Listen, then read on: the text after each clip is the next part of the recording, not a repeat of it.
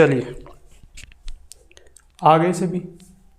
हाँ गुरुजी मैं तो आ गया, थे ही कौन आया। ठीक है कोई दिक्कत नहीं, हम भी आ गए हैं। हम क्या पढ़ेंगे आज, क्या पढ़ेंगे, हम क्या पढ़ेंगे एक बार मुझे बता दो। हम क्या पढ़ेंगे, क्या पढ़ेंगे हम पढ़ेंगे राजस्थान की ज्योग्राफी। कौन सा टॉपिक चल रहा था, टॉपिक ख़त्म हो गया था। तो हमने क्या पढ़ लिया था, हमने राजस्थान का विस्तार पढ़ लिया था, राजस्थान की स्थिति पढ़ी थी, ढंग से पढ़ी थी, तरीके से पढ़ी थी। बस ऐसे ही पढ़ते रहो, ऐसे ही नोट्स बनाते रहो। संपूर्ण ज्योग्राफी हम इसी चैनल पर अपलोड करेंगे। ठीक है बिल्कुल इसी चैनल पर अपलोड करेंगे। राजस्थान कला संस्कृति की कला से अपलोड हो रही है, सब कुछ कहानी से याद हो रहा है। ऐसे ही ज्योग्राफी भी हम आपको याद करवाएंगे। ठीक है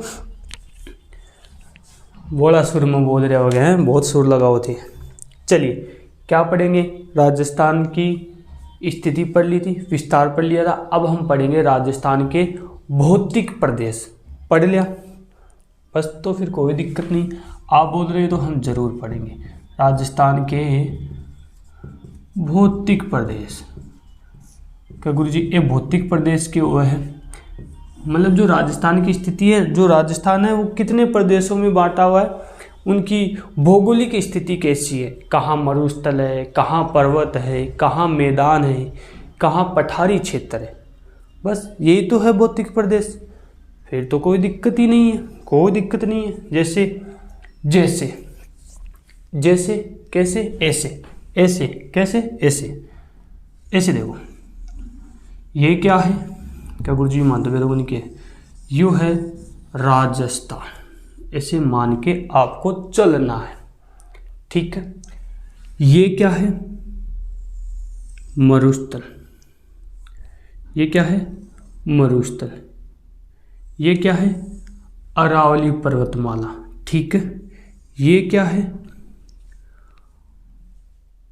पूर्वी मैदान, ये क्या है हाड़ौती प्रदेश।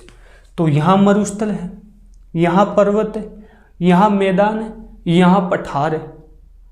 ठीक है हाड़ौती प्रदेश बोल दो या पूर्वी पठार बोल दो, पूर्वी पठार प्रदेश बोल दो, जो भी है इन्हीं के बारे में हम पढ़ेंगे। यही क्या है भौतिक प्रदेश है। ठीक है पढ़ना है, ढंग से पढ़ना है, तरीके से पढ़ना है, क्योंकि ये वक्त बीत गया तो फिर वापस नहीं आएगा। ठीक है कोई किसी की याद में तन्हा बैठा है, उन लोगों के लिए एक छोटी सी, यानी जो लोग तन्हा बैठे हैं उनके लिए एक शायरी है, तो सुनना ध्यान से।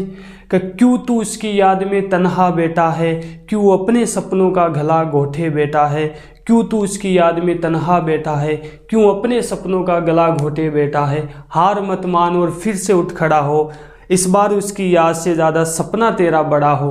माना मंजिल पालना कठिन है, कितने ही थक हार कर घर बैठे हैं, कितने ही थक हार कर घर बैठे हैं। और हाँ तेरे पिताजी भी तो तेरे इंतज़ार में बैठे हैं। क्या कहेगा घर जाकर, क्या कहेगा घर जाकर, घर वाले ताने मारेंगे, कहेंगे गेंडा हो गया है खा खा कर।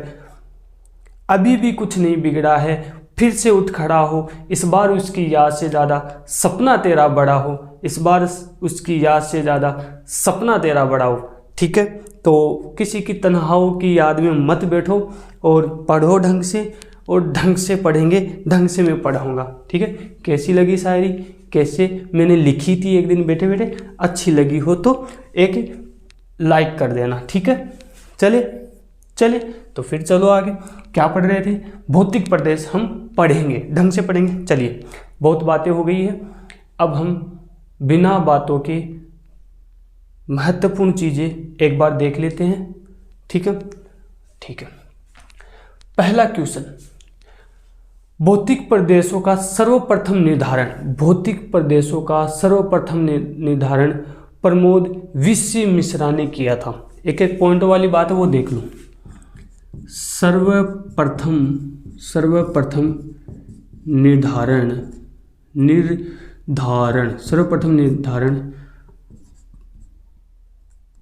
प्रमोद, अच्छा प्रमोद था क्या था, प्रो कैसे लिखोगे, अच्छा ऐसे लिखोगे प्रमोद प्रो विश्व मिश्रा ना, वीसी मिश्रा।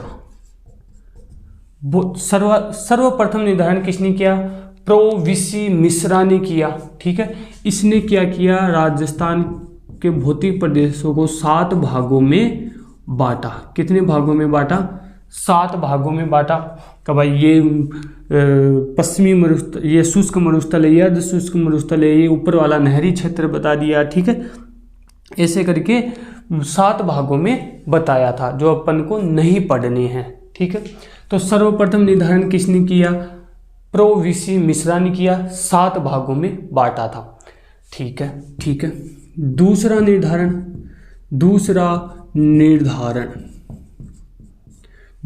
निर्धारण किसने किया? एस के सेन। किसने? एस के सेन ने। दूसरा निर्धारण किसने किया? एस के सेन ने किया। कितने भागों में? 3 भागों में बांटा। कितने भागों में बांटा? 3 भागों में बांटा। अच्छा, कब किया था? 1968 में। इसने भी 1968 में निर्धारण किया था। यानी भौतिक प्रदेशों को एस के सेन ने 3 भागों में बांटा और वीसी मिश्रा ने 7 भागों में बांटा। ठीक है। तीसरा निर्धारण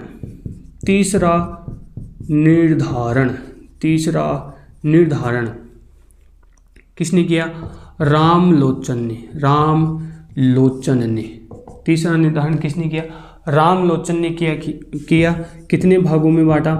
2 भागों में बांटा। भौतिक प्रदेशों को 2 भागों में बांटा, 4 उपभागों में बांटा और 12 लघु खंडों में बांटा। 2 भाग, 4 उपभाग और 12 लघु खंडों में बांटा। किसने? रामलोचन ने। अच्छा, कब बांटा? तो 1971 में बांटा। समझ में आई कि नहीं? हाँ गुरुजी, माने बिल्कुल समझ में आई है, तो बढ़िया है, बढ़िया बात है।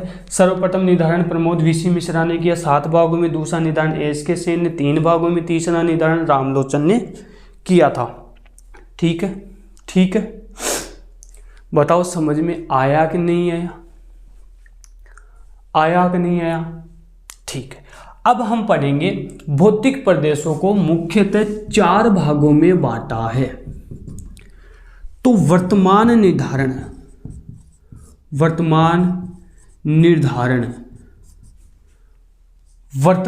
निर्धारण हरिमोहन सक्सेना, HM सक्सेना, हरिमोहन या फिर HM सक्सेना ने 1994, या HM का मतलब क्या हो गया?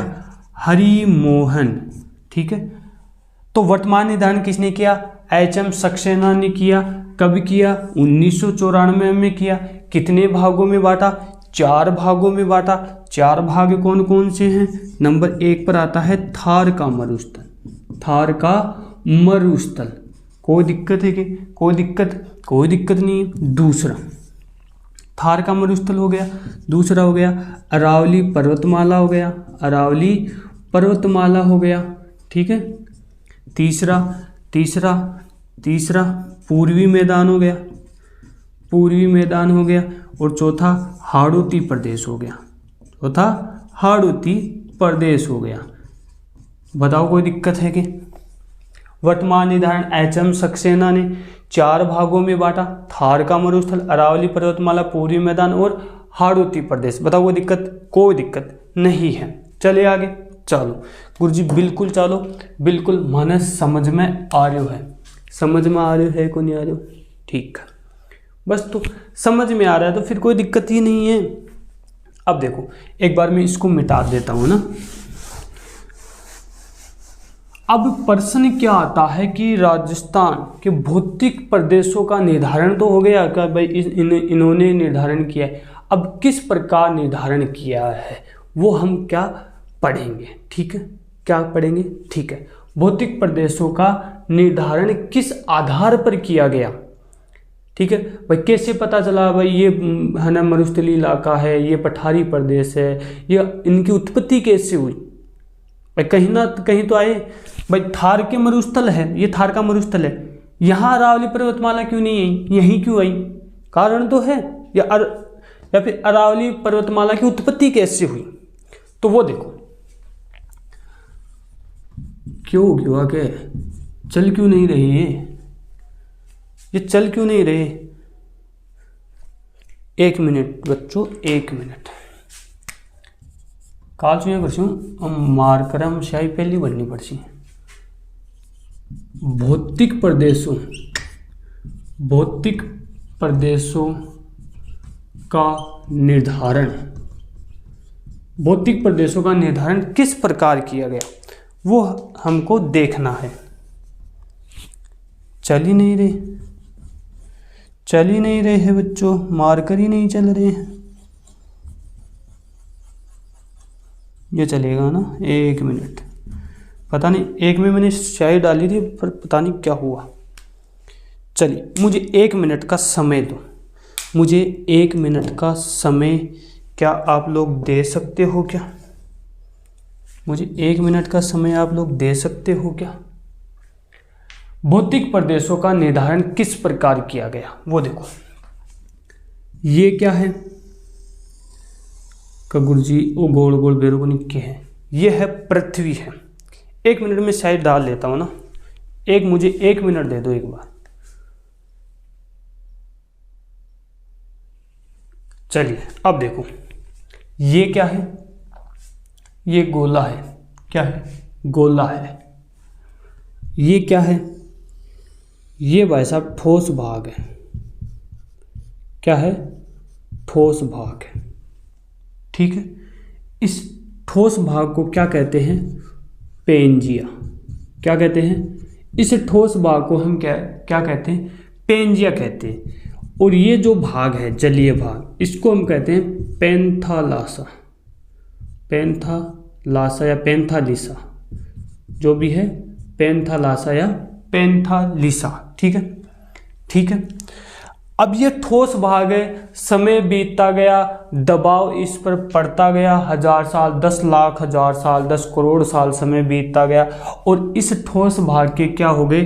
2 टुकड़े हो गए। ठीक है, इस ठोस भाग के क्या हो गए? 2 टुकड़े हो गए। जैसे मैंने तो बना दिए ठोस भाग है, अब इसके क्या हो गए? 2 टुकड़े हो गए। एक टुकड़ा ये, एक टुकड़ा ये। ठीक है, इस ऊपर वाले भाग को कहा गया अंगारा लैंड। क्या कहा गया? अंगारा लैंड। दिख रहा होगा। इस भाग को क्या कहा गया? गोंडवाना लैंड। क्या कहा गया? गोंडवाना लैंड कहा गया। ठीक है, जब इन 2 भागों के टुकड़े हुए तो बीच में एक सागर का निर्माण हुआ और उस सागर का नाम था टेथिस सागर। क्या नाम था? टेथिस सागर। वापस समझो, ये पृथ्वी है, मध्य में ठोस भाग है, वक्त के साथ ठोस भाग के 2 टुकड़े हुए, एक भाग अंगारा लैंड कहलाया, एक गोंडवाना लैंड। इस ठोस भाग को पेंजिया कहते हैं। ये चारों ओर जल का जो भाग है उसे पेंथालासा कहते हैं या पेंथालिसा कहते हैं। ठीक है। जब दोनों के टुकड़े हुए तो मध्य में एक सागर का निर्माण हुआ, टेथिस सागर का। इसी टेथिस सागर में से मानो वन, मृदा, ठीक है, जीव, ठीक है, और आपके जीवाश्म, ठीक है, पर्वत, ये सब इसी सागर से क्या हुआ? निर्माण हुआ। ठीक है, अब इसी टेथिस सागर से मरुस्थल का निर्माण हुआ। मरुस्थल, इसी टेथिस सागर से क्या हुआ? मरुस्थल का निर्माण हुआ। तो पूछ ले, थार का जो मरुस्थल है वो किसका अवशेष है? टेथिस सागर का अवशेष है। क्यों है ये भी मैं बताऊंगा, क्योंकि टेथिस सागर क्या है? खारा है और थार के जो मरुस्थल जो क्षेत्र आता है उसमें अधिकतर जो नदियां है वो खारे पानी की है। ठीक है, मछली के अवशेष भी मिले हैं, वो सारी चीजें हम पढ़ेंगे, आगे पढ़ेंगे, है ना। तो थार का मरुस्थल टेथिस सागर का अवशेष है। बात समझ में आई? समझ में आई कि नहीं गुरुजी? बिल्कुल आ गई, बिल्कुल आ गई। तो हम आगे चलते हैं। अब कोई पूछे अंगारा लैंड, तो अंगारा लैंड से यूरेशिया का जन्म हुआ था। यूरेशिया मतलब यूरोप और एशिया का। और गोंडवाना लैंड से अपना जो भारत है इसका निर्माण हुआ था। ठीक है, समझ में आया कि नहीं आया? बिल्कुल आ गया। तो मैं इसको मिटा देता हूं। समझ में आ रहा है क्या? हाँ गुरुजी, हमें बिल्कुल समझ में आ रहा है। तो ऐसे ही आप लोग इसको समझते रहो, ठीक है। समझ के समझोगे तो सब कुछ समझ में आएगा, नहीं समझोगे तो समझ के भी बिल्कुल समझ में नहीं आएगा, ठीक है। क्या बोल गया गुरुजी, माता पल्ला ही गुन पड़ी, कोई बात नहीं। चलिए आगे, चाल आगे। हाँ गुरुजी बिल्कुल। हम क्या पढ़ रहे हैं? भौतिक प्रदेश पढ़ रहे हैं। 4 भौतिक प्रदेश पढ़ेंगे। थार का मरुस्थल, अरावली पर्वतमाला, पूर्वी मैदान और हाड़ौती प्रदेश, जिसमें सबसे पहले हम क्या पढ़ेंगे? थार का मरुस्थल। नंबर 1 पर हम क्या पढ़ेंगे?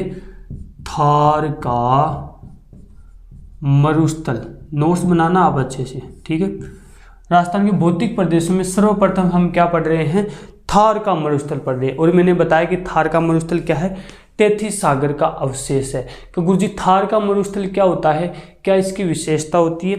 तो थार का मरुस्थल तो आप सबको पता है क्या है, शुष्क भाग है जहाँ वृक्ष बिल्कुल भी नहीं होते, ठीक है। जहाँ वृक्ष नहीं होते, भूमि अनुपजाऊ रहती है, मिट्टी मृदा ज़्यादा रहती है, ठीक है। थार का मरुस्थल जो अरबी भाषा सखरा से बना है, सखरा से बना, ये भी आप लोग ध्यान रखना। तो थार के मरुस्थल की विशेषता, वनस्पति नहीं पाई जाती, कृषि कम होती है, वर्षा कम होती है, यहाँ की भूमि मृत भूमि कहलाती है, ठीक है, बंजर भूमि कहलाती है। वही थार का मरुस्थल है। जो अपना जैसलमेर वाला इलाका है, राजस्थान का जो पश्चिमी इलाका है, वो थार का मरुस्थल ही है, ठीक है। तो गुरुजी कैसे, एक बार देख लो, मैं यहाँ पर मैप बना रहा हूँ। ये क्या है? ये राजस्थान का मैप है, ठीक है, ऐसे मान के चलो। और ये क्या है?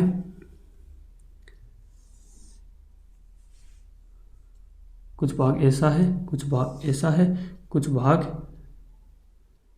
ऐसा है। इसको हम कहते हैं थार का मरुस्थल। थार का मरुस्थल, इसको कहते हैं हम अरावली पर्वतमाला। अरावली पर्वतमाला, इसको हम कहते हैं पूर्वी मैदान। पूर्वी मैदान, इसको कहते हैं हम हाड़ौती प्रदेश। क्या कहते हैं? हाड़ौती प्रदेश। इन्हीं के बारे में हम पढ़ेंगे। तो सर्वप्रथम थार का मरुस्थल किसका अवशेष है? टेथीस सागर का अवशेष है। क्यों है? क्योंकि यहाँ की अधिकतर नदियाँ क्या है? खारी है। अधिकतर नदियाँ क्या है? खारी है, ठीक है। और एक जैसलमेर का गांव है कुलधरा, वहाँ पर मछली के अवशेष भी मिले हैं। तो अपने समुद्र मरुस्थलीय इलाका है, वहाँ तो सागर तो मिलना ही पॉसिबल नहीं है, लेकिन पहले था कोई ज़माने में, ठीक है। तो कुलधरा जो गांव है जैसलमेर का, वहाँ पर मछली के अवशेष मिले, इसलिए थार का मरुस्थल क्या है? टेथीस सागर का अवशेष माना जाता है, ठीक है। और कई जगह पर खनिज तेल भी मिलते हैं, इस वजह से इसको क्या कहते हैं? टेथीस सागर का अवशेष कहते हैं। कोई दिक्कत नहीं आएगी आपको। चलिए, इस थार के मरुस्थल को 2 उपभागों में बांटा जाता है, या फिर 2 भागों में बांटा जाता है। थार का जो मरुस्थल है 2 भागों में बांटा। किसको? इस थार के मरुस्थल को 2 भागों में बांटा। का 2 भाग कौन कौन से, हमें भी बताओ। नंबर 1 पर बड़गा चल रही गुण, शुष्क मरुस्थल राखो क्योंकि शुष्क मरुस्थल, ठीक है। और नंबर 2 पर अर्ध शुष्क मरुस्थल। चल गया? शुष्क मरुस्थल और अर्ध शुष्क मरुस्थल का गुरुजी ये कौन सा है? तो एक बार मैं इसको मिटा देता हूँ। थार का मरुस्थल, तो थार के मरुस्थल को 2 भागों में बांटा। एल ओके हो गया शुष्क मरुस्थल, और ये क्या हो गया? ये हो गया अर्ध शुष्क मरुस्थल। इधर मैप से समझाऊंगा, इधर ऐसे बताऊंगा, ठीक है। तो कितने भाग हो गए? 2, शुष्क और अर्ध शुष्क। सबसे पहले हम पढ़ेंगे शुष्क मरुस्थल। शुष्क मरुस्थल क्या है? 0 सेंटीमीटर वर्षा होती है, 0 सेंटीमीटर से 20-25 सेंटीमीटर तक यहाँ पर वर्षा होती है। 25 कर देता हूँ ना, वैसे तो 20 ही रहती है लेकिन आप 25 मान लो। ये यहाँ पर तो शुष्क मरुस्थल में 0 से 25 सेंटीमीटर वर्षा होती है। अर्ध शुष्क में 25 से 40 सेंटीमीटर वर्षा होती है और कभी कभी कभार ये 50 सेंटीमीटर भी पहुंच जाती है। 50 तो पहुंचती नहीं है, मान के चलो आप। तो अर्ध शुष्क 20 से 40 सेंटीमीटर वर्षा होती है। 50 सेंटीमीटर आते ही आपका क्षेत्र कौन सा आ जाएगा? अरावली। ठीक है, तो अरावली इधर 50 से 75 सेंटीमीटर वर्षा हो जाती है। इधर पूरे में 100 सेंटीमीटर वर्षा पहुंच जाती है। ठीक है, इधर और तो और ज़्यादा वर्षा हो जाती है। अपन तो इधर ही पढ़ेंगे, बाकी हम बाद में देखेंगे। ठीक है, कोई दिक्कत है कि? कोई दिक्कत है कि नहीं गुरुजी? मानो तो कोई दिक्कत नहीं है। तो इसको मैं मिटा देता हूं। अब हम पढ़ेंगे शुष्क मरुस्थल। शुष्क का मतलब सूखा हुआ। शुष्क का मतलब सूखा हुआ। जैसलमेर इलाका सम गांव आता है, इधर पश्चिम में, बिल्कुल पश्चिम में आता है, वहां पर बिल्कुल भी वर्षा नहीं आती। अब एग्जाम में क्वेश्चन ये भी आता है, अरावली के पश्चिम में कौन सा मरुस्थल है? अर्धशुष्क। अर्धशुष्क के पश्चिम में शुष्क मरुस्थल है। पूर्वी प्रदेश के पश्चिम में अरावली पर्वतमाला है। ठीक है, शुष्क मरुस्थल 0 से 25 सेंटीमीटर वर्षा होती है।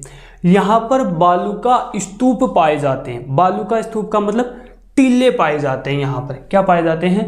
टीले पाए जाते हैं। कि गुरुजी टीले क्या होते हैं? टीले नहीं जानते?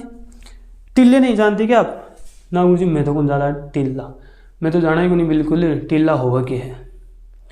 चलिए कोई दिक्कत नहीं, मैं आपको टीले बताऊंगा। शुष्क मरुस्थल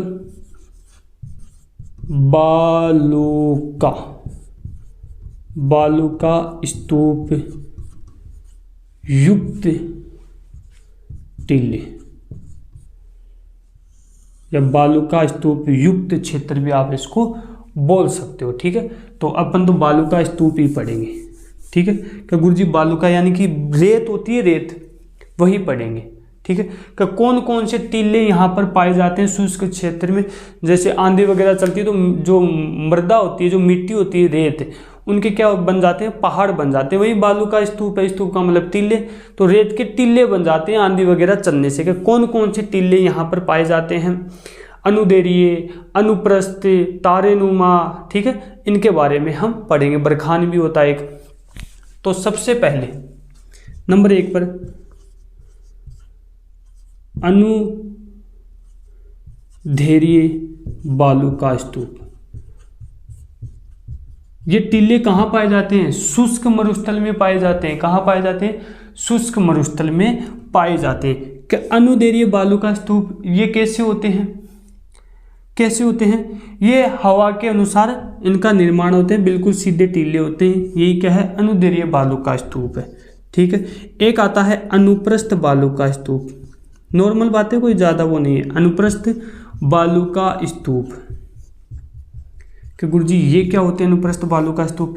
ये समकोण, ये टीले क्या होते हैं? समकोण आकृति के अनुसार होते हैं। ठीक है, बिल्कुल समकोण के आकार के ये टीले, इनका निर्माण होता है। एक आता है बरखान बालू का स्तूप। बरखान बालू का स्तूप,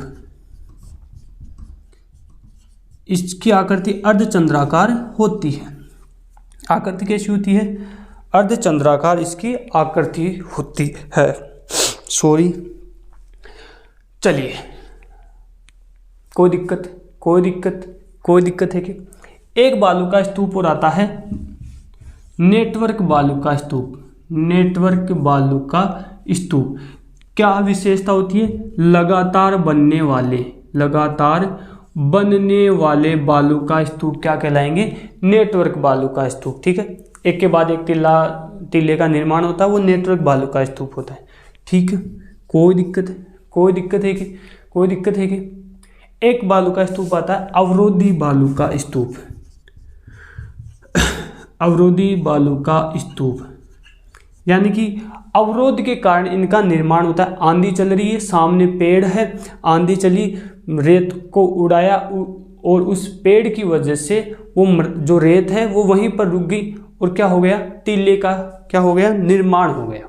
तो वही क्या हो गया, अवरोधी बालू का स्तूप। ठीक है, अब आप लोग नोट करना, जो चीज़ें मैं बता रहा हूँ नोट करो, यहाँ जगह नहीं है इसलिए आप क्या करो, अनुदैर्घ्य बालू का स्तूप में नोट करो कि ये अनुदैर्घ्य बालू का स्तूप किन किन जिलों में पाए जाते हैं। तो ऐसे हेडिंग लिखो, अनुदैर्घ्य बालू का स्तूप। फिर आगे स्थान बाड़मेर, फलोदी और जोधपुर ग्रामीण। अनुदैर्घ्य में बाड़मेर, फलोदी और जोधपुर ग्रामीण। ठीक है, अनुप्रस्थ बालू का यानी समकोण के आकार के स्तूप, जो बालू का स्तूपों का निर्माण होता है, कहाँ कहाँ होता है, सूरतगढ़, चूरू और एक हनुमानगढ़ का क्षेत्र भी है, रावतसर, वो भी ध्यान रखना, सूरतगढ़, चूरू और रावतसर, हनुमानगढ़। ठीक है, बरखान अधिकतर चूरू में, सीकर में और झुंझुनू में। ठीक है, नेटवर्क बालू का स्तूप श्री गंगानगर और हनुमानगढ़। नेटवर्क बालू का स्तूप श्री गंगानगर और हनुमानगढ़। अवरोधी बालू का स्तूप जोबनेर, पुष्कर, अजमेर और जयपुर ग्रामीण में अवरोधी बालू का स्तूपों का निर्माण होता है। तो अवरोधी का कहाँ हो गया, जयपुर ग्रामीण,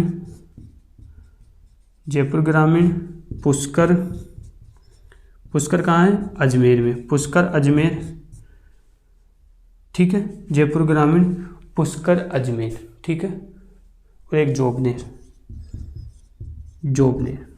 बताओ कोई दिक्कत है कि, कोई दिक्कत है कि ना गुरुजी, माने तो कोई दिक्कत को नहीं। ठीक है, ये क्या हो गए, शुष्क मरुस्थल कंप्लीट हो गए। बस इसके अलावा तो कोई बातें है ही नहीं, वर्षा का आप लोगों को पता चल गया कितनी वर्षा होती है, शुष्क में कितनी वर्षा होती है। क्या गुरुजी मानतो कौन ध्यान, शुष्क में कितनी वर्षा होती है, 10 से 20 सेंटीमीटर बता दो, 10 से 25 बता दो। अब हम पढ़ेंगे अर्धशुष्क बालू का स्तूप। क्या पढ़ेंगे, अर्धशुष्क बालू का स्तूप पढ़ेंगे। इस अर्धशुष्क बालू का स्तूप को 4 भागों में बांटा गया है। कितने भागों में, 4 भागों में बांटा गया है। इसके बारे में हम पढ़ेंगे अगली क्लास में। ओके, तो आज के लिए इतना ही, नेक्स्ट क्लास में और बात करेंगे, अर्धशुष्क मरुस्थल पढ़ेंगे। ठीक है कि अर्धशुष्क बालू का स्तूप पढ़ेंगे, आपका घग्गर बेसिन, शेखावाटी प्रदेश, नागौरी उच्च भूमि। ठीक है, घग्गर बेसिन, इनके बारे में हम अगली क्लास में पढ़ेंगे। तो आज के लिए इतना ही, नेक्स्ट क्लास में और बात करेंगे। तब तक के लिए धन्यवाद। पढ़ते रहो, पढ़ाते रहो, खेलते रहो, खिलाते रहो। शुक्रिया, आदाब, सत श्री अकाल, राधे राधे, जय श्री कृष्णा, जय श्री श्याम। Okay, bye.